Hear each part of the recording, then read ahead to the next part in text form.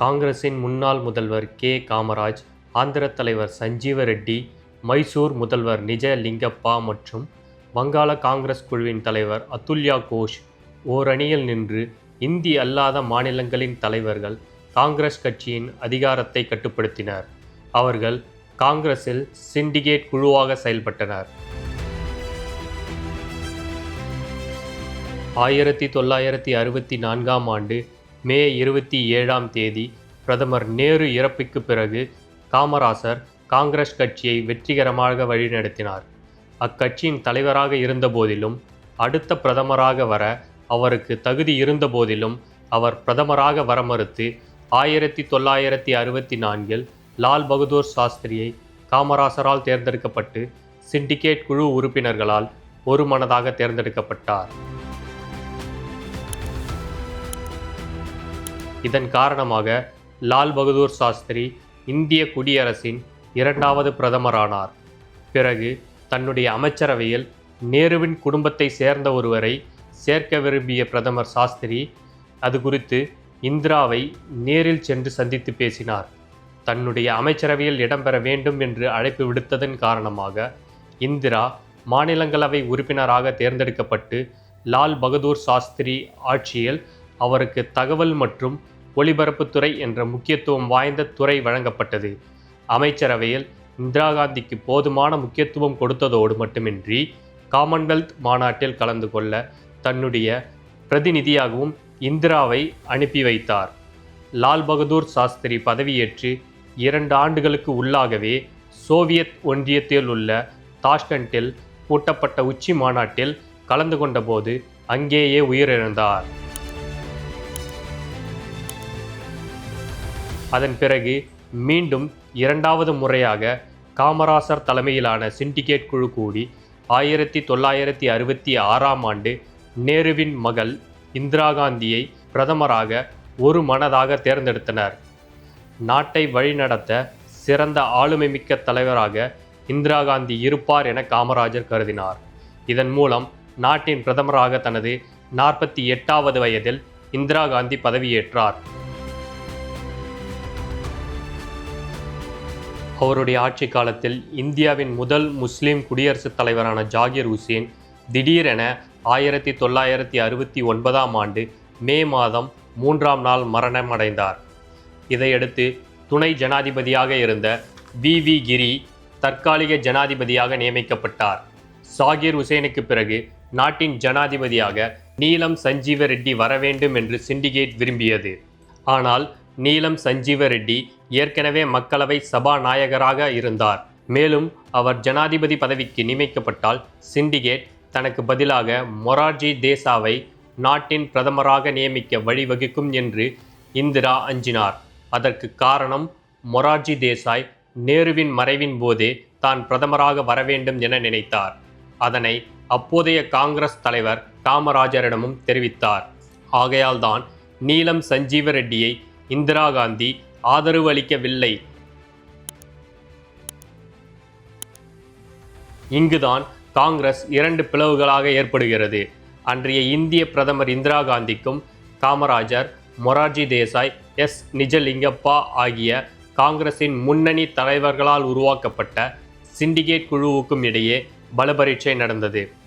1969 ஜனாதிபதி தேர்தலின் போது நீலம் சஞ்சீவ ரெட்டியை சிண்டிகேட் தேர்வு செய்ததை எதிர்த்து இந்திரா காங்கிரஸ் உறுப்பினர்களை நோக்கி அவர்களின் மனசாட்சிப்படி வாக்களிக்க அவர் கேட்டுக்கொண்டார். இது காங்கிரசின் சிண்டிகேட் தேர்ந்தெடுத்த வேட்பாளருக்கு எதிராக வாக்களிக்க மறைமுக வேண்டுகோளாக இது பார்க்கப்பட்டது.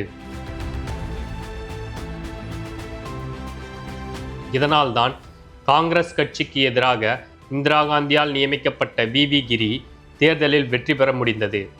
மொத்தம் 163 காங்கிரஸ் எம்பிக்கள் வி. கிரிக்கு வாக்களித்தனர். மேலும் காங்கிரஸ் ஆளும் 12 மாநிலங்களில் 11 மாநிலங்களும் பெரும்பான்மை பெற்றன. அதிர்ச்சியின் உச்சிக்கே சென்ற காமராஜர், நிஜ லிங்கப்பா உள்ளிட்ட தலைவர்கள் இந்திரா காந்தியை காங்கிரஸ் கட்சியை விட்டு நீக்குவதாக அறிவித்தனர். இந்திரா தன்னுடைய அதிகாரத்தை தவறாக பயன்படுத்தியதாக அவர் மீது குற்றம் சாட்டப்பட்டது. அதன்படி காமராஜர் தலைமையில் ஸ்தாபன காங்கிரசு அல்லது சிண்டிகேட் காங்கிரசு என ஒரு அணியாகவும், இந்திரா காங்கிரஸ் என மற்றொரு அணியாகவும் காங்கிரஸ் இரண்டாக பிரிந்தது. இதையடுத்து அரசுக்கு பெரும்பான்மை பலம் குறைந்து தன் ஆட்சி காலம் முடிவதற்கு முன்பே தேர்தலை சந்திக்க தயாரானார் இந்திரா. அதன் பிறகு இந்திரா காந்தி இந்தியா முழுவதும் தொடர் சுற்றுப்பயணம் மேற்கொண்டார். அதன் அடிப்படையில் 1971ஆம் ஆண்டு நடந்த நாடாளுமன்ற தேர்தலில் பிரதமர் இந்திரா காந்தி தலைமையிலான காங்கிரஸ் தனி பெரும்பான்மையில் வெற்றி பெற்றது.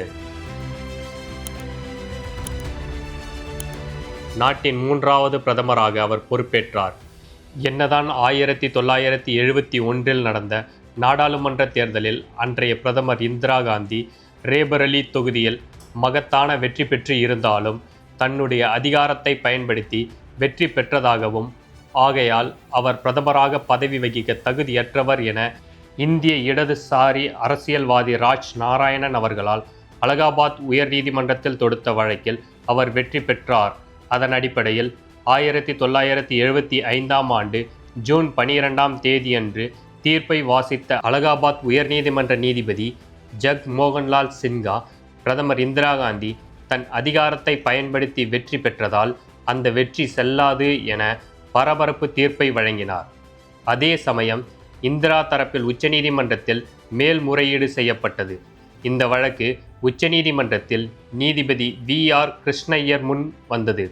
அப்போது தீர்ப்பு வழங்கிய VR கிருஷ்ணய்யர் இந்திரா காந்தி பிரதமராக தொடரலாம் என்றும், ஆனால் நாடாளுமன்றத்தில் அவர் வாக்களிக்க முடியாது என்றும் தீர்ப்பளித்தார். இந்த தீர்ப்பால் 6 மாதத்தில் மீண்டும் தேர்தலை சந்திக்க வேண்டிய கட்டாயம் இந்திரா காந்திக்கு உருவானது. தீர்ப்பை எதிர்க்கட்சிகள் ஏற்க மறுத்து இந்திராவை உடனடியாக பதவி விலக வலியுறுத்தினார்கள். 1970களில் இந்திரா காந்தியை எதிர்த்து போராடிய அரசியல் தலைவர்களுள் ஒருவரான ஜெயப்பிரகாஷ் நாராயணன் பல்வேறு மாநிலங்களில் ஜனதா கட்சியின் சார்பாக போராட்டங்களில் ஈடுபட்டு வந்தார்.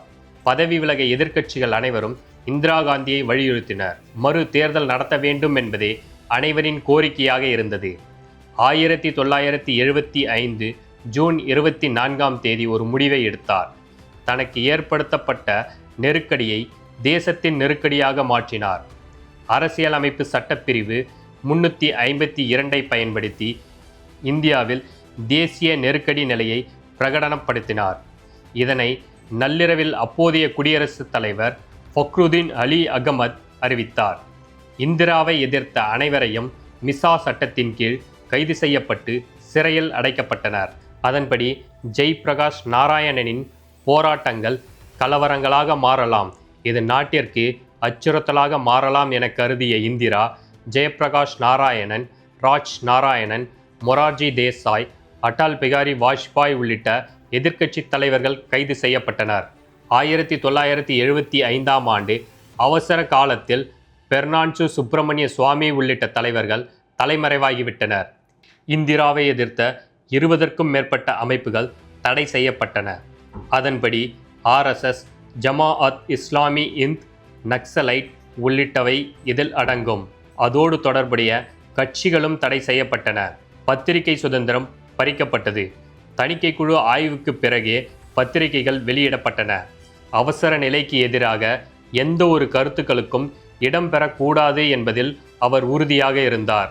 அவசர நிலை பிரகடனம் போது அதனை முதலில் எதிர்த்த மாநிலம் தமிழ்நாடுதான். அப்போதைய முதல்வர் கருணாநிதி அவர்கள் 1975ஆம் ஆண்டு ஜூன் 27ஆம் நாள் DMK செயற்குழு கூட்டி நெருக்கடி நிலைக்கு எதிராக தீர்மானம் நிறைவேற்றினார். இந்திராவை எதிர்த்த பலருக்கும் தமிழ்நாடுதான் வசிப்பிடமாக இருந்தது.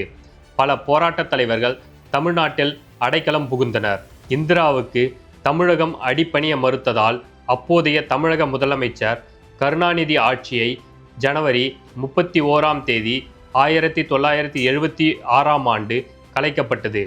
இதற்கு மத்தியில் ADMK கட்சி தலைவர் MGR அவசர நிலையை ஆதரித்த நிலையில் இந்திராவை நேரடியாக சந்தித்து பேசினார். திராவிட முன்னேற்றக் கழக தலைவர் கருணாநிதி அவர்கள் கைது செய்யப்பட்டார். அவருடன் மகன் MK ஸ்டாலின், முரசொலி மாறன், வைகோ ஆசை தம்பி, ஆற்காடு வீராசாமி உள்ளிட்டோர் கைது செய்யப்பட்டனர். மேலும் மார்க்சிஸ்ட் கம்யூனிஸ்ட் கட்சி, சாவானா காங்கிரஸ் ஜன சங்கம் ஆகிய இயக்கங்களை சேர்ந்தவர்களும் கைது செய்யப்பட்டனர். உள்நாட்டு பாதுகாப்பு பராமரிப்பு சட்டம் மிசாவின் கீழ் ஸ்டாலின் 1976ஆம் ஆண்டு கைது செய்யப்பட்ட போது சுமார் 23 வயதுடையவராக இருந்தார்.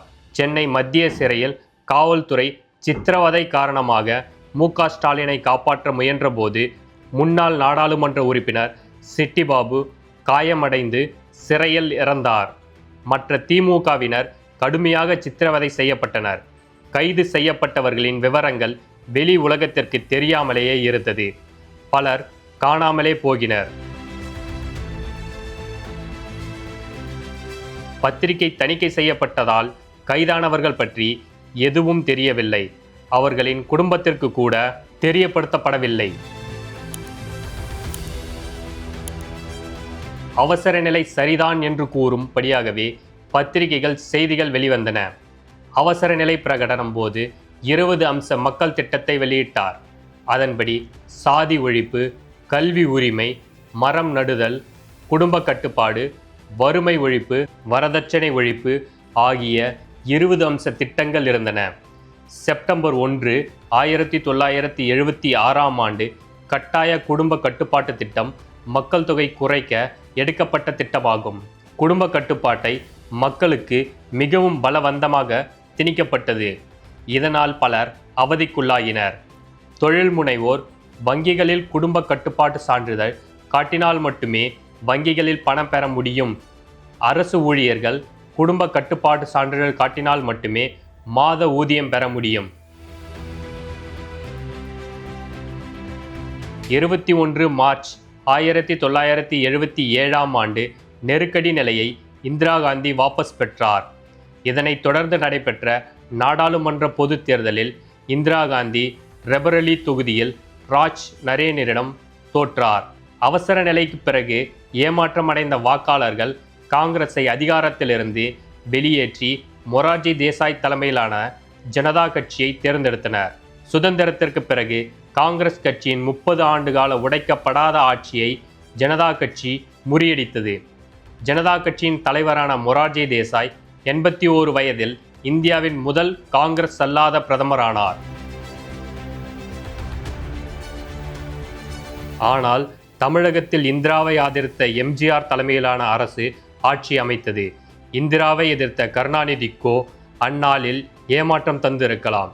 இங்கே ஏற்ற இறக்கம் திராவிட கட்சிக்குள் இருந்தாலும் இங்கு நாம் புரிந்து கொள்ளக்கூடியது ஒன்று மட்டும்தான். அவசர பிரகடனம் செய்த பிரதமர் இந்திரா காந்தி தோற்றது. அதுதான் டிஎம்கேவின் வெற்றியாகும். ஜனதா கட்சி வேட்பாளரான ஆரிஃப் பெக் 1977 தேர்தல் ஒரு தேர்தல் அல்ல, அது ஒரு புரட்சி என்றார். சமூக கண்ணோட்டத்தில் பார்த்தால் அது ஒரு மக்கள் விரலில் எழுதப்பட்ட மக்களின் தீர்ப்பு.